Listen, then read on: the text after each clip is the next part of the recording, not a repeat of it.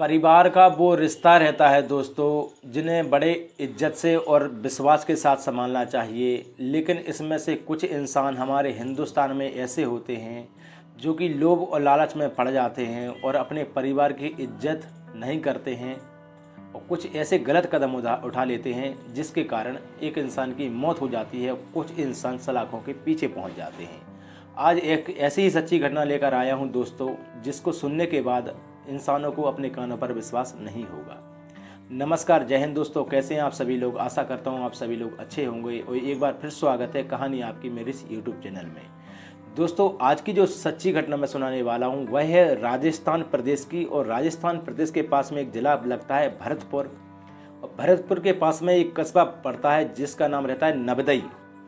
उस नवदई कस्बा क्षेत्र में एक लेडीज रहती है जिसका नाम सुधा रहता है और उसके पति का नाम रहता है पुष्पेंद्र, जिसकी कुछ समय पहले मौत हो जाती है। और सुधा अपने इकलौते बेटे अनुराग को लेकर, जिसकी उम्र 17 साल रहती है, उसको लेकर अपनी जगह रह रही थी। और 24 जून 2023 को शाम के 5 बजे के करीब जब सुधा अपने ऑफिस का काम करके लौट रही थी, तभी रोड पर कुछ इंसान आते हैं। कासगंज रोड पर कुछ इंसान आते हैं, एक बाइक पर 2 लोग सवार होकर, और 2 गोली से हमला करते हैं। तो उस समय स्कूटी से जब सुधा का गिरना होता है तो सुधा की घटना स्थल पर ही मौत हो जाती है। और उसका जो बेटा रहता है अनुराग, उसको कुछ खरोंच भी नहीं आती है।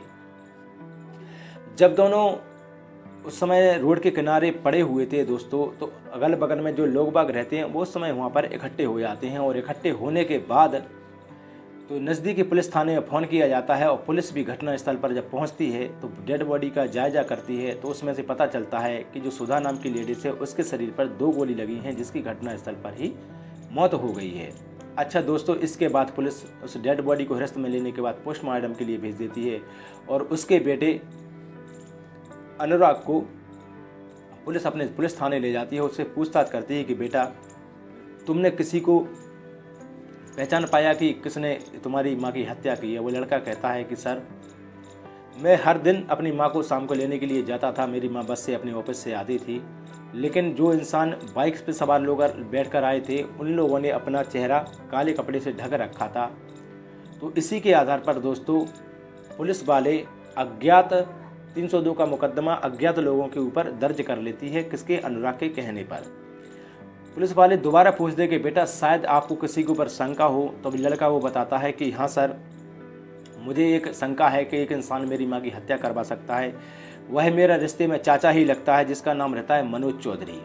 अच्छा दोस्तों, जब अनुराग के कहने पर मनोज चौधरी को पुलिस वाले पकड़ने के लिए पहुँचते हैं तो मनोज चौधरी उस समय अपने घर पर नहीं होता है।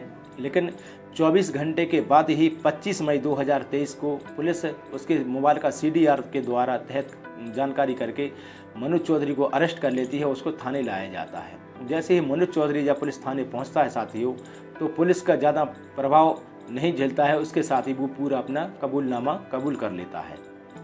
दोस्तों, जब मनोज बताता है कि सर जी, कुछ समय पहले जब पूरी जानकारी मनोज पुलिस वालों के सामने बताता है तो लोग बाग बड़ा परेशान हो जाते हैं कि आखिरकार इंसान थोड़े से लोभ और लालच के कारण, पैसे के कारण अपने परिवार के लोगों के ही साथ ही विश्वासघात कैसे कर सकता है। दोस्तों, जब मनोज बताता है पूरी घटना के बारे में कि सुधा है, सुधा के पति का नाम पुष्पेंद्र रहता है और पुष्पेंद्र की शादी सुधा से होती है। उस समय तो अच्छा खासा इनका समय चल रहा था, लेकिन पुष्पेंद्र की कहीं ना कहीं अब मनमुटाव स्टार्ट हो जाता है सुधा के साथ में। वो इस तरीके से हो जाता है कि कहीं ना कहीं ज़्यादा से ज़्यादा लड़ाई झगड़ा इन दोनों के बीच में बढ़ जाते हैं। जब जैसे ही इन दोनों के बीच में लड़ाई झगड़ा बढ़ जाती है तो मारपीट भी पुष्पेंद्र करने के लिए लग जाता है। पुष्पेंद्र दरअसल में BSF में कार्यरत रहता है। BSF जो कि आर्मी रहती है, BSF की नौकरी करता है, समय समय पर घर आता है और सुधा के साथ में मारपीट करता है। सुधा को ये अच्छा नहीं होता। कुछ समय बर्दाश्त कर देने के बाद 20 साल हो जाते हैं सुधा की शादी को, तो सुधा अपने मायके चली जाती है। सुधा रहने वाली रहती है हाथरस की रहने वाली है सुधा, तो अपने मायके चली जाती है। और कुछ समय साल भर अपने मायके रहती है, तभी ना तो फ़ोन ना ही बुलावा जब लेने के लिए नहीं आता है पुष्पेंद्र, तो एक दिन सुधा फ़ोन करके कहती है कि मुझे आपसे डिवोर्स चाहिए। पुष्पेंद्र भी कहीं ना कहीं यही चाहता था दोस्तों कि मुझे सुधा से डिवोर्स चाहिए। दोनों का संयोग बैठता है और दोनों बातचीत करके अपना अपना जो कागज़ रहते हैं वो अदालत में जब पेश करते हैं और कोर्ट द्वारा इन दोनों का तलाक हो जाता है, डिवोर्स हो जाता है। अच्छा, सुधा के पास में एक वजनदारी रहती है कि उसका बेटा रहता है जो अनुराग 17 साल का, उसकी जिम्मेदारी रहती है दोस्तों। तो सुधा अपनी बेटी की पढ़ाई लिखाई को लेकर उसका करियर बनाने के लिए एक अपना बिजनेस स्टार्ट करती है और भगवान की कृपा से उसका बिजनेस अच्छा चल रहा था, अच्छा खासा मोटा पैसा भी कमा रही थी। इसी के साथ दोस्तों जब पुष्पेंद्र भी उस समय अकेला पड़ गया था और उसने सोचा कि अब मुझे भी कुछ शादी करना चाहिए, तभी वो पुष्पेंद्र शादी करता है एक सुशीला नाम की लड़की से जो कि मथुरा ज़िले की रहने वाली रहती है। उससे पुष्पेंद्र की शादी हो जाती है। तो पुष्पेंद्र का अच्छा खासा समय चल रहा था और इसी के साथ पुष्पेंद्र का फिर से एक दूसरी पत्नी सुशीला के यहाँ पर बेटा हो जाता है।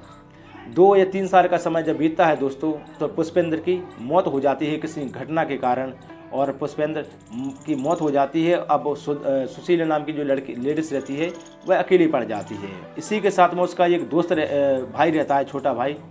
उस छोटे भाई के साथ में कैसे भी असमंजस करके सुशीला की शादी करवा देते हैं और उसका जो छोटा भाई मनोज चौधरी रहता है तो मनोज चौधरी भी इस कारण शादी कर लेता है दोस्तों कि शायद इसके जो बेटा है इसके लिए नौकरी मिल जाएगी अनुकंपा की और शायद मरने के बाद कुछ फंड मिलेगा, जो पैसा मिलेगा वो मेरे काम आ सकता है।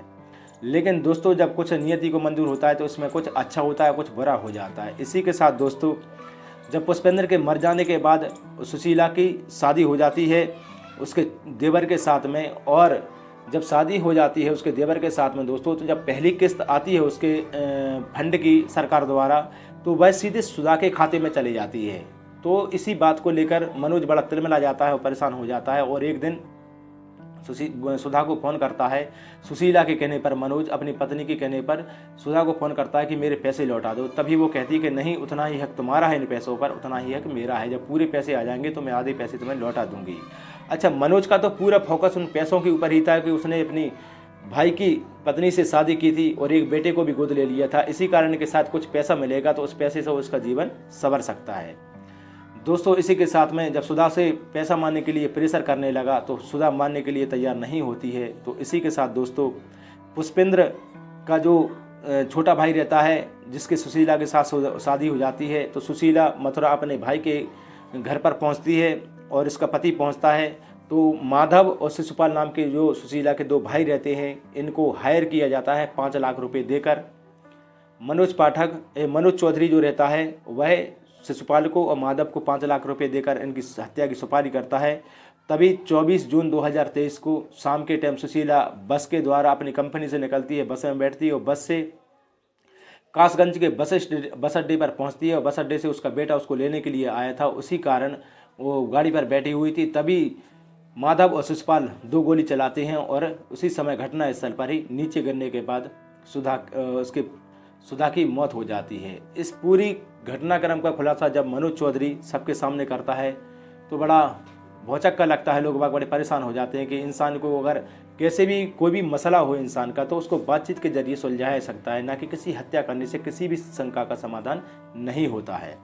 इस पूरी सच्ची घटनाक्रम को सुनाने का मेरा उद्देश्य किसी को ठेस पहुंचाना या किसी को दुखी करना या परेशान करना नहीं है दोस्तों, बल्कि आपको जागरूक करना, आपको सचेत करना है कि कोई भी मसला हो, कितना भी बड़ा क्राइम हो, कितना भी बड़ा केस हो, तो उसको बातचीत के जरिए सॉल्यूशन किया जा सकता है। हत्या करने से किसी भी शंका का समाधान नहीं हो सकता है, बल्कि आप सलाखों के पीछे जा सकते हो और आपका पूरा जीवन बर्बाद हो सकता है। इस कहानी से आपको कुछ न कुछ सीख जरूर लेनी चाहिए। ठीक है दोस्तों, मैं फिर मिलूंगा एक नई कहानी, एक नई क्राइम की घटना के साथ। जब तक के लिए मुझे विदा दीजिए। जय हिंद, वंदे मातरम, भारत माता की जय।